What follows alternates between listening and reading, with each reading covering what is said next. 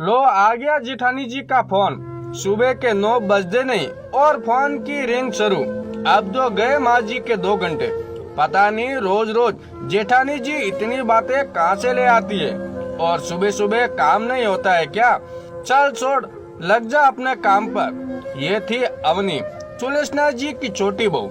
सुलेष्णा जी कानपुर अपनी छोटी बहू के पास रहती हैं, क्योंकि एक तो छोटे बेटे का मुंह और दूसरा बम्बई जैसे शहर में जाने से डरती है कि कहीं भीड़ भाड़ में खो ना जाऊं। घर भी छोटे होते हैं तो आज तक जाना ना हुआ।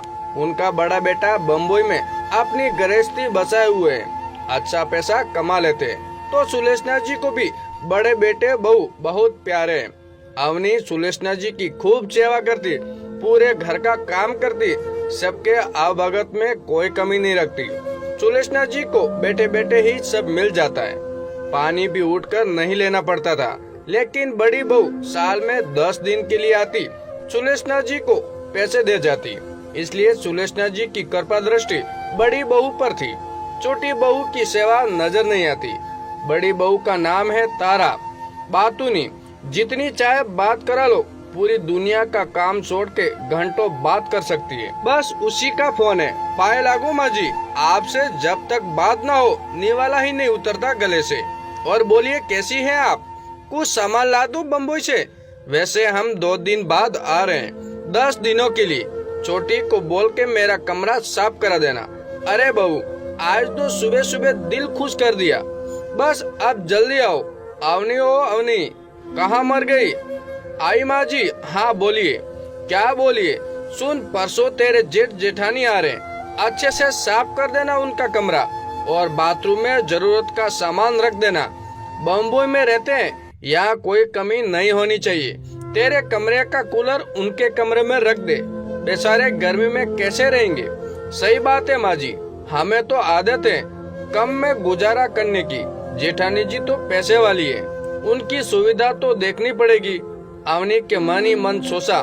अवनी कस ले कमर, आने वाले 10 दिन बड़े भारी हैं। राहु केतु जाने किस किस का योग बन रहा है। 2 दिन बाद जेठानी जी और जेठ जी का पर्दापरण हुआ।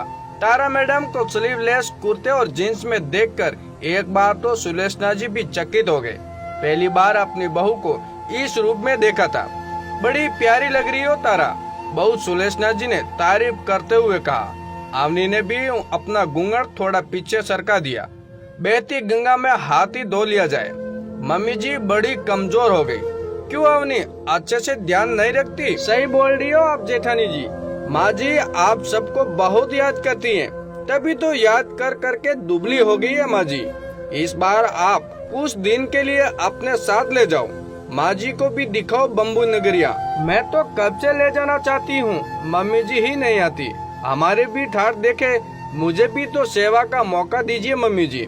जेठानी जी ने बिना मन के कहा। जाओ तारा, अपने कमरे में आराम कर लो। अवनी तू जा, चाय बना। तारा बेटा कुछ जरूर हो तो बोलना। हाँ मम्मी जी। दोपहर में खाने के बाद सभी बैठे थे। अब थी तोहफे की बारी, जिसे देखकर सुलेष्णा जी बड़ी खुश होती थी। लीजिए माँ जी, आपके लिए ब्रांडेड घड़ी लाई हूँ। घड़ी तो बहुत सुंदर है जेठानी जी, लेकिन माँ जी देखेगी कैसे?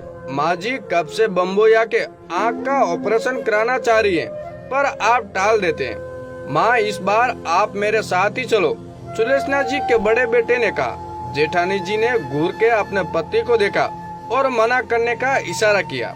अरे जी, आप भी क्या बात कर रहे हैं? एक काम कीजिए, 50,000 रुपये दे दीजिए, यही करा लेंगे ऑपरेशन। अब इस उम्र में सफर कैसे करेंगी? जेठानी जी आप क्यों इतनी चिंता करती हैं?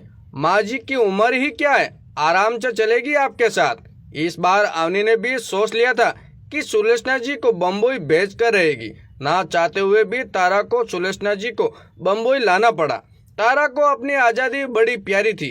1-2 दिन तो ठीक चला, सुलोचना जी का मन भी लग गया। एक दिन तारा की कुछ सहेली आई, सभी ऊंचे तबके के लोग। आते ही उन्होंने पूछा, ये किसे ले आई हो तारा तेरे घर में? नई काम वाली लाई है क्या गांव से? नहीं नहीं नहीं, कैसी बात कर रही हो? ये तो मेरी दूर की रिश्तेदार है, 2-3 दिन में चली जाएगी। सुलोचना जी को इस जवाब की उम्मीद ना थी। वो आंखों में आंसू लिए एक कोने में बैठ गई। माँ जी, क्या आप हम सबके लिए चाय बना देगी? आप चाय बहुत अच्छी बनाती हैं। सुलोचना जी जब चाय लेकर अपने कमरे में पहुंची तो सुना, क्या बताऊं यार, ये अच्छी बहू बनकर पूरे दिन रहना मुझसे नहीं होता।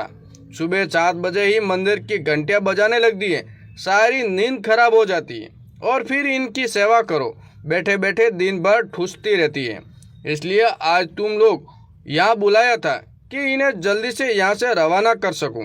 देखा कैसे दूर के रिश्तेदार की बात सुनकर मुंह उतर गया था। सही कहा बहू, मुंह तो उतर गया था, पर तेरी बात सुनकर नहीं, बल्कि अवनी के साथ अपने व्यवहार को याद करके। बेचारी कितनी सेवा करती है मेरी, कभी कुछ नहीं कहती, और मैं तेरी चापलूसी ना समझ पाई, तेरी मीठी मीठी बातों को सच मान लिया, तेरे दिए तोहफों को तेरा प्यार मान लिया, तेरे दिए पैसों को तुम्हारी जिम्मेदारी मान ली। पर तुम तो पैसे देकर मुझे बेवकूफ बना रहे थे, मन में तो कोई सम्मान है ही नहीं। शायद अवनी ने समझ लिया तुझे, तभी मुझे तेरे साथ भेजा कि मेरी आंखें खुले। यहाँ से जाकर सबसे पहले उसे माफी मांगूंगी। सुलोचना जी को तो अपनी गलती समझ आ गई, आगे से पैसों का मुंह भी कम हो गया। हार समझती सी चोना नहीं होती है दोस्तों।